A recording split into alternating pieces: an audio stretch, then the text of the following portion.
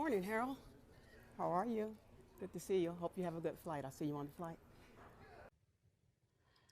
Hey y'all, well it's story time in regards to that video I posted this morning of my husband and his mistress at the Atlanta airport. I don't recall ever doing a video like this before, but the reason why I'm bringing this conversation up is because I've seen it on some other channels and I wanted to talk about divorce once again. There are some people who believe that you can never ever remarry again after being married the first time. But then there are some Christians who believe that God is okay with remarriage. And I want to talk about that with you today. Now, before we get into the rest of the clips, do me a favor. Like this video so the algorithm can push it out so other people can join the conversation. I'm sure there are many who will be watching. Subscribe to the channel. I am not charging you a dime. Turn on your notifications so that you know when I pop on. And shop at CorgineHair.com for all your hair care needs. I am the founder and owner of the business, and we appreciate your support. Now let's get into the clips. On October 29th of 2022, my husband was scheduled to come home from a trip from Europe. He told me he had been over there working, and he worked a lot for his corporate job. I thought he was working anyway.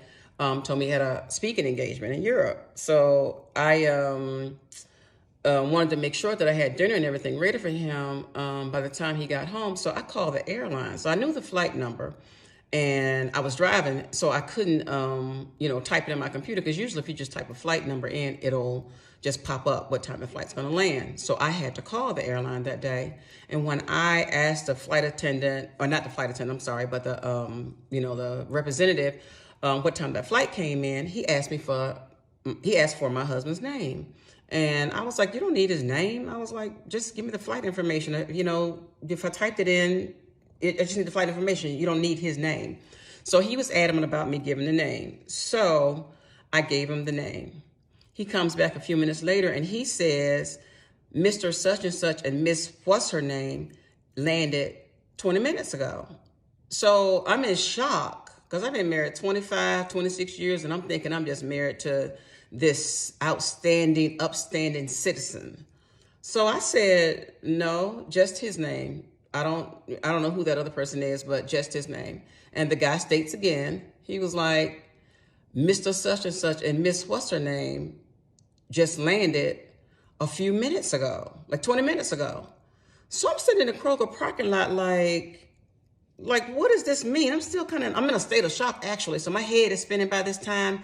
My blood pressure's going up. And I'm like, what does this mean?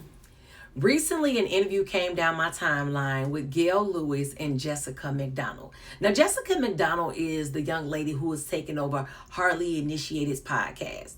And Gail Lewis is the woman who is speaking about the infidelity that happened in her marriage back in 2022. Well, I know it's been some years ago, but Gail Lewis started to create videos on her TikTok in 2024 regarding the infidelity. Now, I told you why I was bringing this up initially, because I want to talk about divorce and remarriage. The pain that I felt, it was so intense to the point where I thought I was having a heart attack, and I ended up going to the hospital. The only people who know what I'm talking about are those who have been through some sort of betrayal. But do you feel like there were ever any signs that you missed out on? There may have been some signs. If someone tells me they're doing something, I'm going to believe you. I was like, Lord, you were trying to tell me something. What are you trying to tell me? When the truth finally came out, what was the first thing that broke inside of you? It crushed me completely. I had never felt that way. All I saw was darkness. I was like, there's nothing that can get me out of this. But it will. I'm telling you, just hold on. I promised God, I was like, I prayed and I told him, forgive me for having those thoughts of ending my life. I tell people all the time, when you pray to God and you sincerely pray to him and you ask for things, you better be ready, because he will answer. In the clips that I presented to you, I was trying my best to lay a foundation to show you what a woman looks like who has found out that she's been cheated on. Now, Gail Lewis just turned 60, I believe, in May of this year. The infidelity that she found out about happened when she was around 55 years old. Now, some of you may think that 55 is old. I don't think that, because I'm real close to 55. And there's not a bone in my body that feels old. Well, okay, let me be truthful, except for my left knee. But that's beside the point, because I fell and hurt it, okay? Nonetheless, there are some wives who are now ex-wives because they have found out that their husbands cheated on them, and they were much younger than Gail Lewis.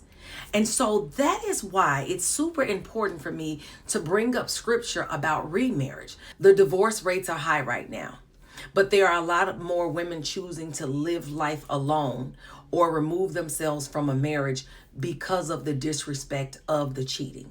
So when I think about somebody telling me, especially when it comes from a man, well, you can't remarry, and I think about the God that I serve, and I say, well, Lord, would you really want me to remain single for something that somebody else did? Would the Lord really want us to be out here by ourselves for the rest of our years with no partner, no companion, because somebody else cheated on us and it had nothing to do with us? Because someone else didn't have discipline, someone else didn't respect the covenant. If I am married again, because I still consider myself a wife. I have a girlfriend. My girlfriend Yolanda's always telling me that I'm a wife. And I remember before I was even divorced and when I was going through my process, we were at an event and she was like, "You're a wife." And I was like, "What?" And she was like, "You're a wife." And I believe her. I am a wife. I'm still a wife. And I think I'll be a wife again. And if I'm not, if God said so, then I'm going to be fine with that too. That's why I wanted to get into scripture. So let me read you King James Version first, and then I'm going to read my fave New Living Translation. So Matthew 19:9 says, "And I say to you, whoever divorces his wife except for sexual immorality and marries another commits adultery. And whoever marries her who is divorced commits adultery." Okay, now let's get into New Living Translation and what Matthew 19:9 says. This is Jesus speaking. And he says, "And I tell you this, a man who divorces his wife and marries another commits adultery, unless his wife has been unfaithful."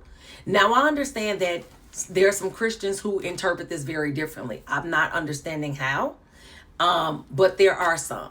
This is Jesus speaking, and this is in the New Testament, okay? And so when we put the label adultery on everybody, you're an adulteress, you're an adulteress, you're an adulteress, it doesn't apply to everyone, because there are men and women out here whose spouses have passed on. And some of them have had spouses pass on when they were extremely young. I know a guy, his wife had a asthma attack and passed and left a 2-year-old daughter behind. Should that man never marry again? Should he be left alone to raise his child with no companionship for the rest of his days? Or should he wind up fornicating and being a sinner that way? And I'm speaking about this because I hear it a lot. Plus, I'm a remarried person. And so I know that there are a lot of people out there who have decided to remarry. Now, I want to get into another scripture, right? Matthew 5:32.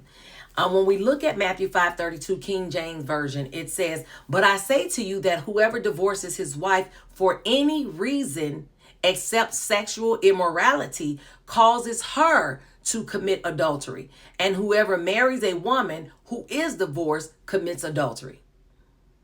So Matthew is giving us what we need in order to say whether somebody should remarry or not. Now that I've given you scripture, I want you to tell me, what do you think about people being able to remarry? And what do you think about the video overall? I hate that I had to use Gail Lewis as an example, but there are so many other women who have been through what she's been through. And then I'm sure there are some men out there as well who've also been cheated on, and they want to move on with their lives and they want to marry again because they believe in love, and they believe in being faithful, and they believe in the covenant of God. And I'm sure that many people would rather be married than have to live life alone with no companion, or to be out there sinning and fornicating. So, with all of that said, let me know what you think about everything in the comments below, because that's what I'm here for.